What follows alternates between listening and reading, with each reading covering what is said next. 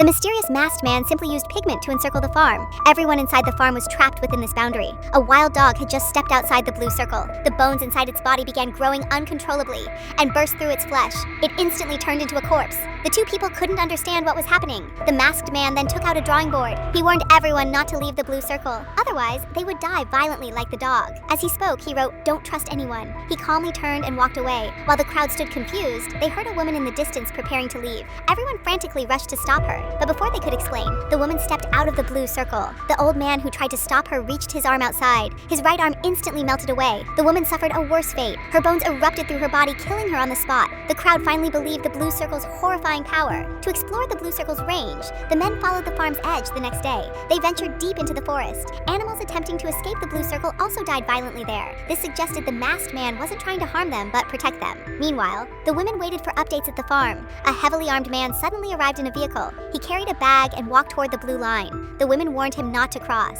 but he calmly stepped over without consequences. He explained the blue circle only killed those trying to leave from inside. The man claimed he was sent to protect them. The military had intel about an alien creature here. It could possess human bodies.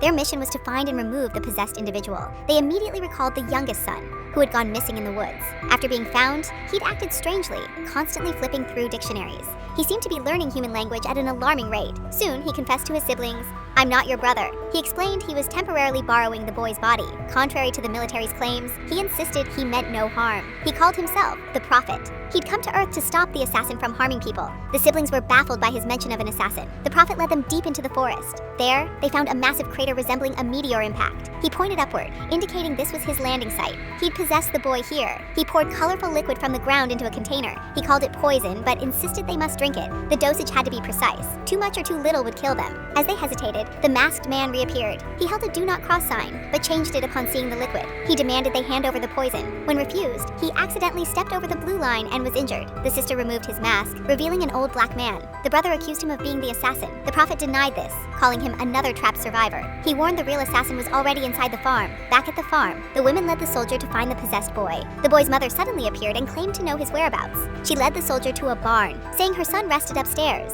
But upon reaching the upper floor, Amy aimed a gun at the soldier. She refused to let him near her child, citing the masked man's warning. She tied him up and left Grandma to guard him. Though shaky, Grandma kept watch. The soldier begged her to wipe blood from his eye. As she approached, his eyes suddenly glowed with swirling colors. The assassin, possessing the soldier, transferred into Grandma's body. Possessed, Grandma shot the soldier dead. She cut his bonds and staged the scene to look like self-defense. Her mission continued.